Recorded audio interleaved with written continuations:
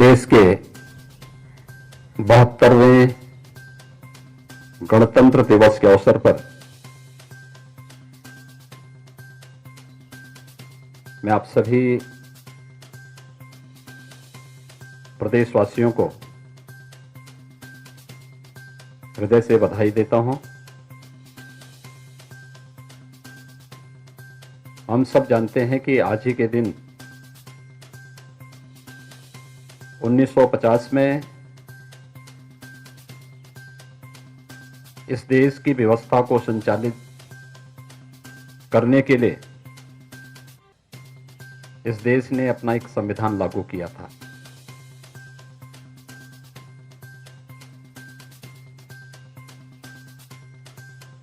भारत को दुनिया के अंदर सबसे बड़े लोकतंत्र के रूप में स्थापित करने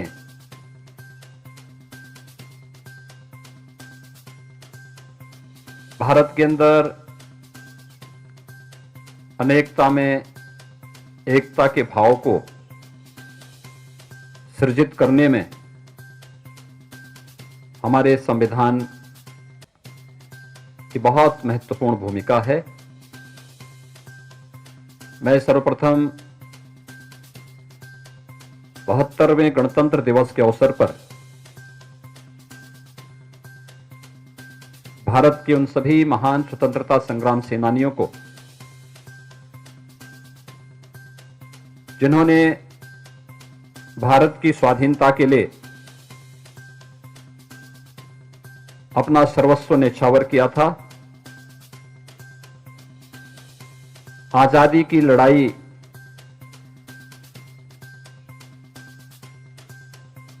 के लिए उन्होंने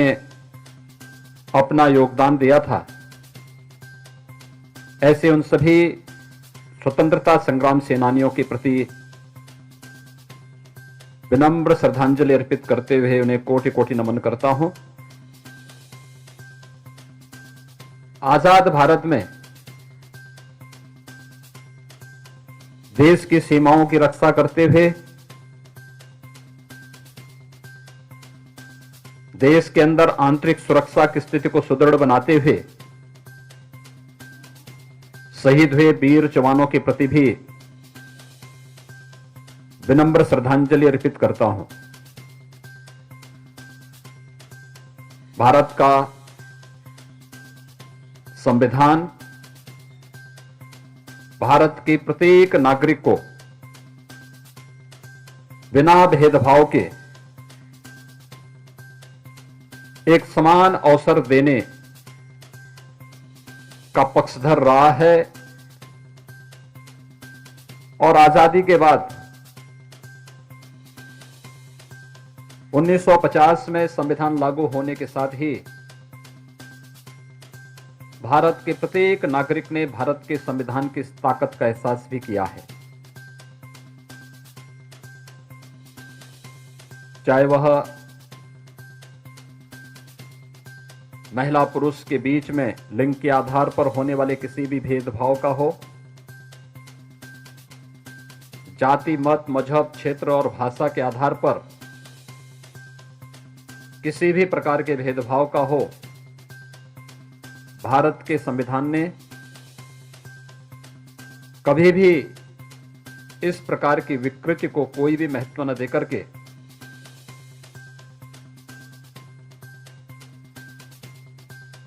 देश के अंदर भले ही जातियां अनेक हों, उपासना विधियां अनेक हों, मत और मजहब के आधार पर लोगों की धार्मिक और उपासना विधियां अनेक रही हों, खान पान रहन सहन वेशभूषा अलग अलग रहा हो, लेकिन अनेकता के बावजूद उत्तर से लेकर दक्षिण तक, पूरब से पश्चिम तक अगर पूरा भारत एकता के सूत्र में बंधा है तो भारतीय संस्कृति, भारतीय परंपरा और हजारों वर्षों की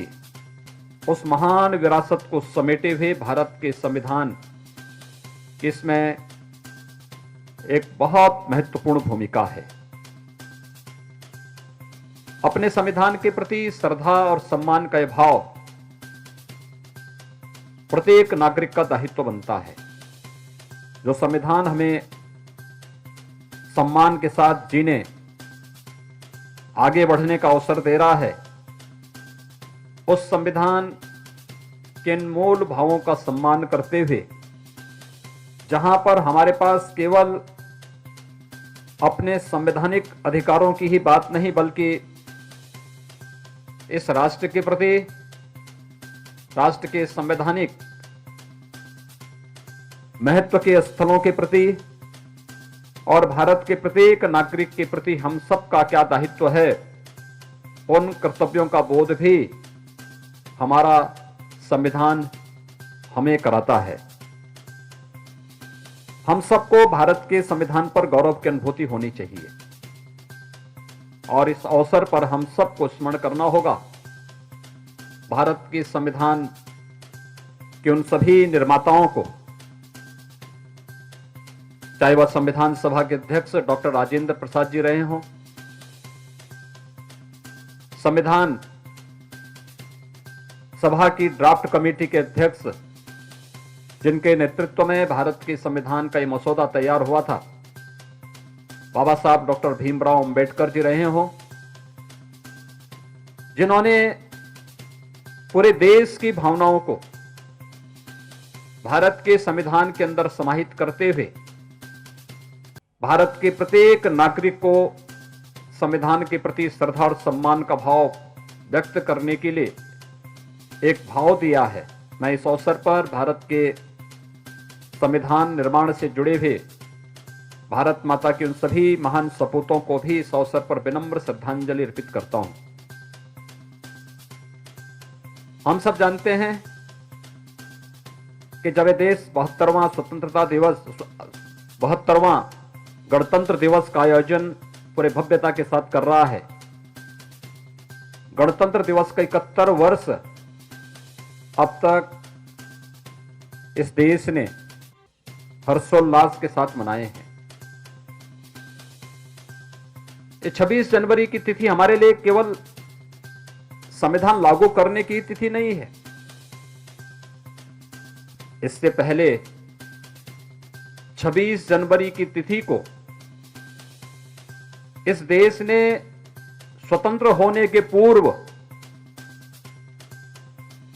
इस देश में जब ब्रिटिश हुकूमत थी, इस तिथि को पूर्ण स्वाधीनता दिवस के रूप में भी पहले से मनाने की एक व्यवस्था रही है और लगभग 1.5 दशक तक ऐसी स्थिति थी जब यह देश 26 जनवरी को स्वाधीनता के पहले इस दिवस के रूप में मनाता रहा है और अंततः जब 26 नवंबर 1949 को संविधान सभा ने संविधान को अंगीकार किया और फिर 26 जनवरी 1950 को पूरे देश के अंदर से लागू किया, यह तिथि हमारे गणतंत्र दिवस के रूप में हम सब के लिए अपने राष्ट्र के प्रतीक, भारत के संविधान के प्रति श्रद्धा और सम्मान को व्यक्त करने का एक अवसर भी हम सबको प्रदान करता रहा है। देश के अंदर हम 72वां गणतंत्र दिवस ऐसे अवसर पर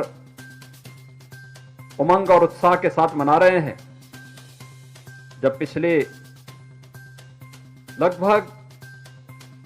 10 महीनों से पूरा देश और पूरी दुनिया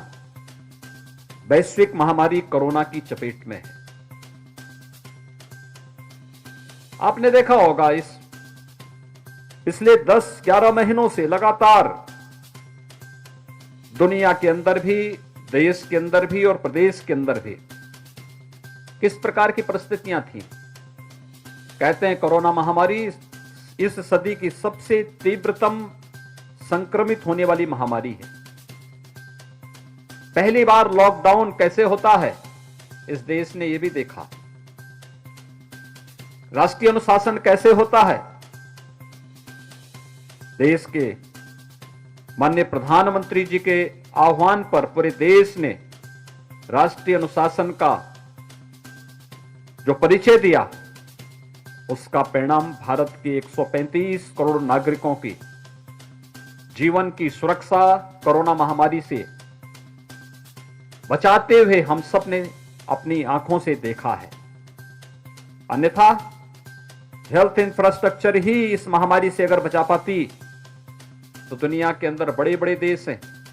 जिनके पास, चाहे वह अमेरिका हो, यूरोप के कई देश हैं जहां पर हेल्थ इंफ्रास्ट्रक्चर की जब हम बात करते हैं तो उनके पास हेल्थ इंफ्रास्ट्रक्चर भारत से कई गुना अच्छा है। लेकिन कहीं ना कहीं जो एक अनुशासन का भाव है, जहां इसमें कमी आई, उसका परिणाम क्या रहा? उन देशों के अंदर ये महामारी व्यापक जनहानि का कारण बनी। लेकिन भारत के अंदर एक यशस्वी नेतृत्व में समय से लिए गए निर्णय और फिर निरंतर संवाद के माध्यम से दुनिया के सबसे बड़े लोकतंत्र में सभी अधिकारों के साथ जिस देश के नागरिक जी रहे हों, आगे बढ़ रहे हों, स्वाधीनता का अनुभव कर रहे हों, उस देश के अंदर कोरोना से निपटने के लिए जो रणनीति प्रधानमंत्री मोदी जी के नेतृत्व में बनाई गई, उसने सफलतापूर्वक भारत के अंदर जान को भी और जहान को भी बचाने में महत्वपूर्ण भूमिका का निर्वहन किया है। हम सबके लिए ये 72वां गणतंत्र दिवस इस महामारी से बचाव का उपहार लेकर के भी आई है। दुनिया के अंदर भारत एकमात्र देश है जिसने 2 स्वदेशी वैक्सीन विकसित किए हैं और ये स्वदेशी वैक्सीन 15 जनवरी से देश के हेल्थ वर्कर्स को लगती हुई दिखाई दे रही है। उत्तर प्रदेश में अब तक 2 चरणों में ये वैक्सीन लग चुकी है। अभी 28 और 29 को फिर से हेल्थ वर्कर्स को इस वैक्सीन को लगाने की प्रक्रिया होगी और हमारा प्रयास है कि 15 फरवरी के आसपास हम कोरोना वॉरियर्स को भी, चाहे वह हमारे पुलिस के जवान हो, सुरक्षा के जवान हो, भारत की सीमा पे रक्षा करने वाले भारतीय सेना के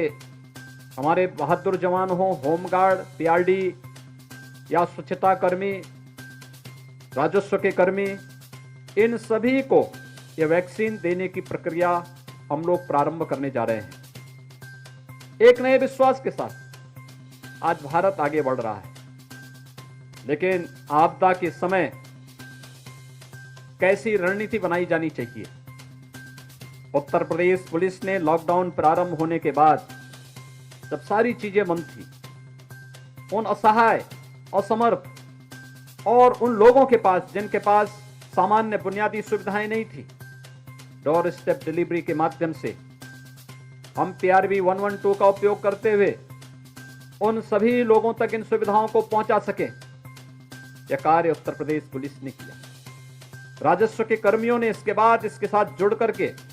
24 करोड़ जनता को कैसे सुरक्षित किया। आज न केवल माननीय प्रधानमंत्री जी ने उत्तर प्रदेश के कोरोना प्रबंधन की सराहना की है, बल्कि दुनिया की सबसे बड़ी स्वास्थ्य संस्था विश्व स्वास्थ्य संगठन ने भी उत्तर प्रदेश के कोरोना प्रबंधन की सराहना की है। हम लोग एक टीम भाव के साथ जब कार्य करते हैं, उसके परिणाम भी उसी रूप में हम सबके सामने मिलते हैं। और आज उत्तर प्रदेश एक नई दिशा की ओर अग्रसर हुआ है। सुरक्षा का एक बेहतर वातावरण यह न केवल आम जन के विश्वास का प्रतीक बना है, बल्कि सुरक्षा का यह बेहतर वातावरण प्रदेश में व्यापक निवेश और रोजगार की संभावनाओं को भी लेकर के चल रहा है। हमने कोरोना कालखंड में 1.25 करोड़ लोगों को रोजगार उपलब्ध करवाने में यहां पर हमें मदद मिली। अगर निजी क्षेत्र में निवेश नहीं होता तो संभवतः हमारे लिए एक चुनौती होती। लेकिन सुरक्षा का जो बेहतर वातावरण प्रदेश के अंदर बना, उसका परिणाम है वह जनविश्वास का प्रतीक बना। देखते ही देखते दुनिया के सभी निवेशक और उद्यमी उत्तर प्रदेश के अंदर निवेश करने के लिए आज उनके अंदर एक ललक है। उन लोगों में एक प्रतिस्पर्धा प्रारंभ हुई है कि हम भी उत्तर प्रदेश के अंदर निवेश करेंगे, और इस निवेश का परिणाम उत्तर प्रदेश के नौजवानों को नौकरी, रोजगार और साथ साथ उसको देखते हुए स्वरोजगार की भी सुविधाएं प्रदेश के अंदर प्राप्त हो रही हैं। यह देश आभारी है प्रधानमंत्री मोदी जी का, जिन्होंने लॉकडाउन के दौरान गरीब कल्याण पैकेज के साथ ही भारत को एक स्वावलंबी और सशक्त राष्ट्र के रूप में अग्रसर करने के लिए आत्मनिर्भर भारत का एक नया मंत्र देश को दिया। आत्मनिर्भर भारत का यह मंत्र हमारे परंपरागत उद्यम और उत्पाद से प्रारंभ होता है। उत्तर प्रदेश 2018 में ही एक जनपद एक उत्पाद की अपनी व्यापक कार्य योजना के माध्यम से इसे आगे बढ़ा चुका है। एक जनपद एक उत्पाद, ये हमारे परंपरागत उद्यम है जो पहले से ही उत्तर प्रदेश के अंदर थे, लेकिन उपेक्षा के कारण उन पर कहीं भी शासन और प्रशासन की दृष्टि न जाने के कारण वे लोग उपेक्षित महसूस कर रहे थे। लेकिन आज एक जनपद एक उत्पाद की हमारी ये कार्य योजना